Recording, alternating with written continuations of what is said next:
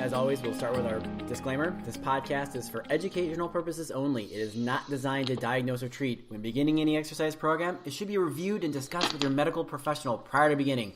Information on this podcast is not designed to replace medical treatment. My name is Will. With me, as always, is Andy. What's up? No, not a whole lot, Will. How are you doing?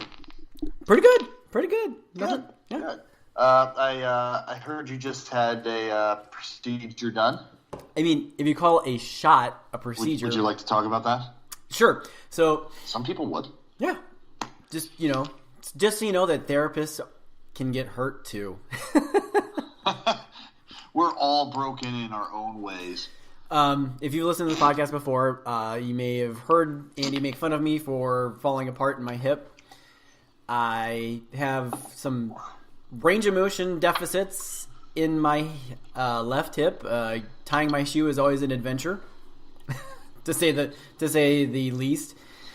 Some little pain at night, so trouble finding a comfortable position is a little bit tricky.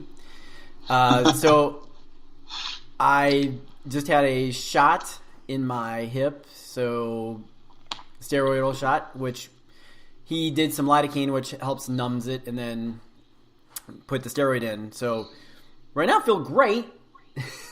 So we'll see. That's good. That's good. We'll see how long that lasts.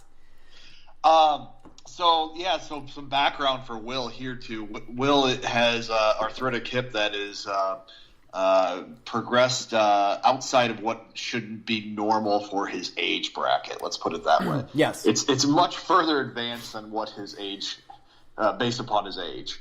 What's funny upon looking at the X-ray a little bit closer is my acetabulum, but that's basically the part of your pelvis that the ball goes into, is very short. Normally it's a much deeper hole, but mine is not.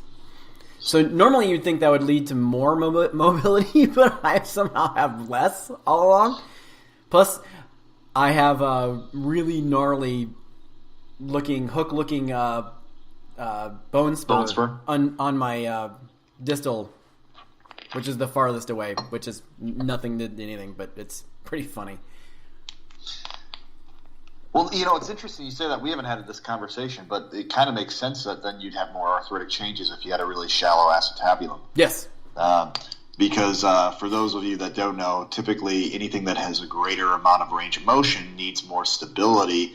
But the hip, in particular, is a joint that creates a significant amount of stability based upon the depth of the acetabulum.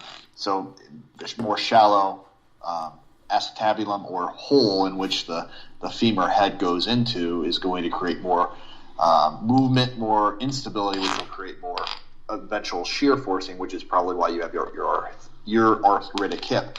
So sometimes things like arthritis and stuff like that, people are predisposed to it.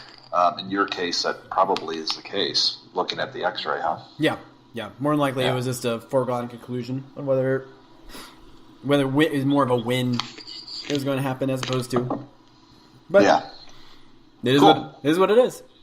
I mean, at least you're pain free right now. Woo! And you want to talk a little bit about how this is kind of off the cuff here. We weren't planning on talking about this today, but how injections actually work, like why injections can be beneficial. So the steroid. I'm throwing you a left hook here, aren't I? Yeah, that is A-okay. So he did it differently. The doctor that I saw with the lidocaine to numb it up. The other doctor that I was going to see, who is on maternity leave, would have just done like a cold spray to numb up the skin.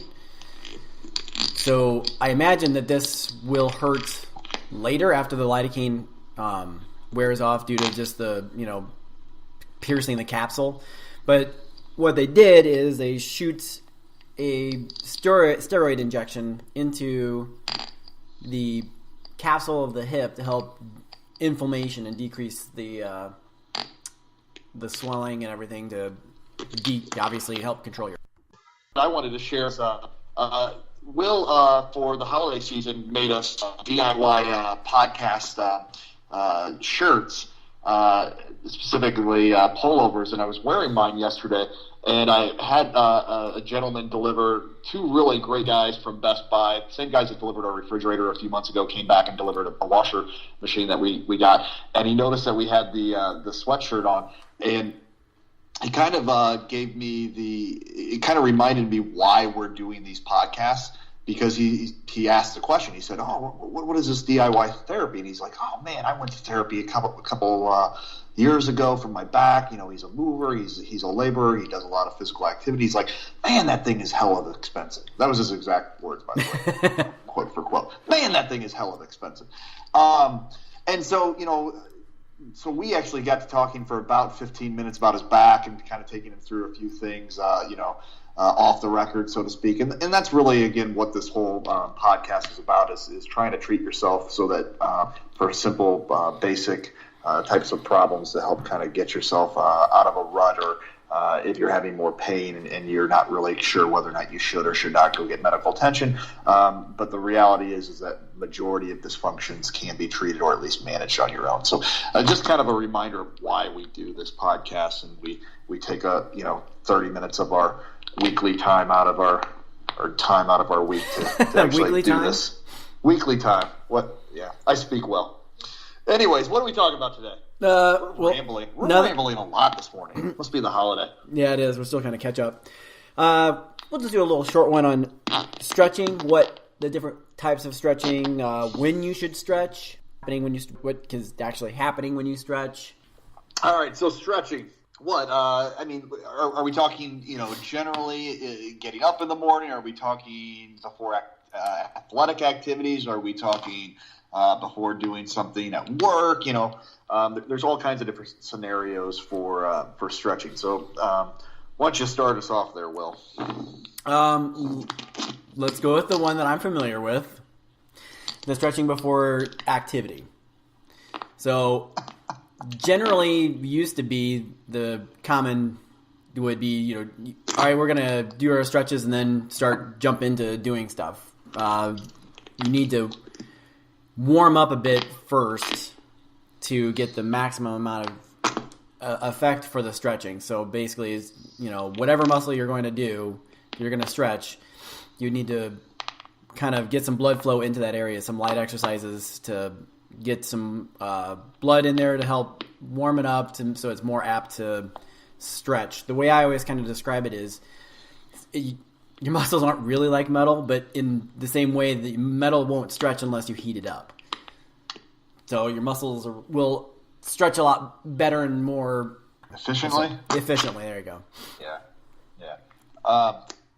So, I think all of this stuff can actually be kind of lumped together, especially if we're dealing with, any kind of, whether we are dealing with, a hip pain, back pain, knee pain, calf pain, shoulder, whatever it is. The way I like to describe stretching to people is everybody's really familiar with, the game of baseball for the most part. And I'm always fascinated by the fact that there are more baseball players that will go out and do one sprint and pull a hammy or a hamstring very, very quickly. And that's because a lot of times what they're doing is they're sitting on a bench. The muscles aren't working. They aren't doing a lot of movement. There's a lot of standing around. The muscles don't have a certain amount of blood supply to it. They haven't been elongated and shortened in a really quick, concise, short time burst or period. Which is basically what's happening when you're sprinting. Yeah, and then all of a sudden they're asked to swing a bat and sprint to first base, or they're standing in the outfield and all of a sudden ball is hit to where they have to sprint and try to catch it. And all these things, these pro athletes who should be at the top of their game, all of a sudden pull a hammy. And this is really kind of where it comes to the tissue isn't – stretching really helps the tissue move efficiently and effectively, just as Will was kind of talking about. And so these high-level athletes are having these injuries because they're standing around too much and then they're trying to move them too quickly. And so stretching, whether we've got a shoulder issue or a back issue or a hip or whatever issue, and we know we're going to go and use it, we don't want to go from a zero activity to a 100% activity within a very short period of time. When we do that, that's when we are more at risk typically for injury. And if we can stretch prior to that with a little bit of a warm up first, maybe a small little motion, movement, whatever, and then you get a nice, good kind of stretch, as Will was kind of describing there, then sometimes that can be beneficial for us to prevent injury from actually occurring. I don't know. Anything to add with that? No, I mean everybody kind of understands the what is happening with stretching. It's in the name. So yeah. Want to talk about the? Go ahead. Well, I was just going to say there is debate on whether or not in the research on whether or not stretching truly has a huge impact on injury, and whether or not it's more of just warming the tissue up, like whether or not physically stretching actually has any impact on injury.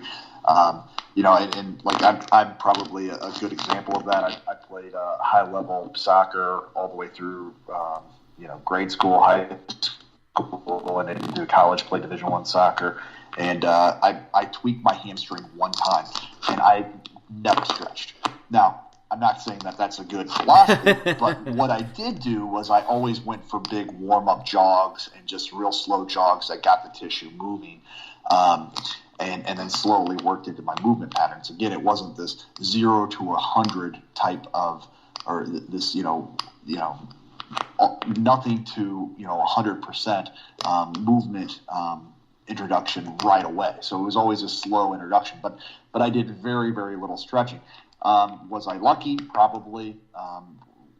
Or was there an actual, a reason for not having an injury just because I warmed up differently or in a different manner? So there's different ways to warm up, and I think really stretching just more a part of your routine or warm-up routine, and know that the warm-up routine is really probably even more advantageous for people than even the literal stretching.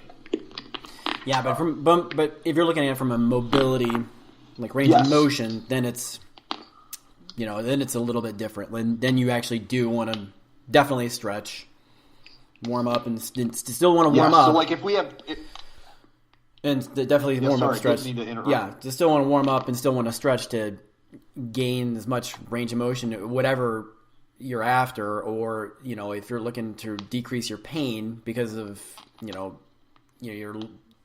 because your range of motion is so bad in a specific way, like when we see shoulders, they're like a rotator cuff. You definitely want to warm up with some, activity first before you just start stretching somebody into different range of motions that they don't have access to. Yeah. And Will, you were on my end here. You were cutting out quite a bit, so I don't want to repeat or anything. Things that you were talking about there. I think you're just still talking a little bit about general stretching and some application. I think one of the other topics we wanted to talk about was maybe what's actually happening with a stretch too, like from a physiological standpoint. Yeah. So I think one thing that's important to understand too is like when you are in one specific. So there's a difference between changing tone and changing actual muscle length. Okay, so explain what tone is. So tone is essentially the way that the neurological system is setting up the muscles to either want to elongate easily or to be tight, essentially. So like if you are going and warming up and you're stretching and you notice that each time you stretch you get a little bit further and a little bit further and a little bit further, you are not changing muscle length. You are changing muscle tone at this point. So each time you're kind of introducing a small little stretch, that's allowing the muscle tone to relax a little bit more, and those muscles are actually elongating over its already the range of motion that it already has. So it's important to change that tone prior to and that's really what that whole purpose of that warm up is to change the tone so that you can use your maximum range of motion. So there are other times, as Will was kind of talking about earlier, where there's actually a specific restriction, and that's where we're actually trying to change like the true muscle length. And so when we're talking about changing true muscle length, like actually making a physical change in the tissue length itself, and I'm talking about physiologically the actin myosin fibers, they're actually building, they're sarcomeres. These are all like physiological parts of the muscle that are actually building. That actually takes, the research will indicate, between 3 and 8 weeks of consistent stretching. And that's why we say, when we're doing our warm-ups and when we're doing our stretching, we're changing the tone so that the tissue can move more fluidly, so that the injuries don't occur, et cetera, et cetera. We're not truly changing length. Changing length does occur, but it's just as if you're trying to build muscle, okay? You don't build new strength within 2 days of starting to lift. Those things take, between a 4 and 6 week period. Well, actually, elongating and truly elongating muscle tissue is going to take anywhere from a 3 to 8 week process, from what the research indicates. That's all I got. That's So the long and short of it is if you have a true restriction, you're really going to want to stretch consistently 2, 3, 4 times a day to try to get if your hamstring lengths are truly just tight, okay, then you can improve that over a 3 to 8 week period. To get the maximum out of the maximum usage and efficiency and effectiveness out of your current length, you want to change that tone by doing some gentle stretches before, maybe even after exercises. The purpose of doing stretching after exercises is so that tone, once you sit right away, it doesn't all of a sudden tighten back up and then move again. Then you could cause injury or cause a pain response, etc. So I think it's always, I have these conversations with people who are interested in these conversations in the clinic all the time. Sometimes it's over people's heads and they're just kind of like, okay, just tell me what to do. And sometimes people really want to know some of the science behind it. From a science standpoint and a physiological standpoint, that's where a lot of the stretching science is. Yeah, I'm stretching is one of those things where it's like more is better if that's what you're after. Just it's not like strengthening exercises. We need to give the time everything kind of time to heal and everything. But it's with your stretching, you can do it as often as you'd like. Mm-hmm. That's all I got. Else? No, that's all I got. That's all I got. Yeah, stretching's not overly complicated, but just thought we'd just kind of do a little quick one. We'll wrap this up with our disclaimer. This podcast is for educational purposes only. It is not designed to diagnose or treat. When beginning any exercise program, it should be reviewed and discussed with your medical professional prior to beginning. Information on this podcast is not designed to replace medical treatment. Remember, treat yourself.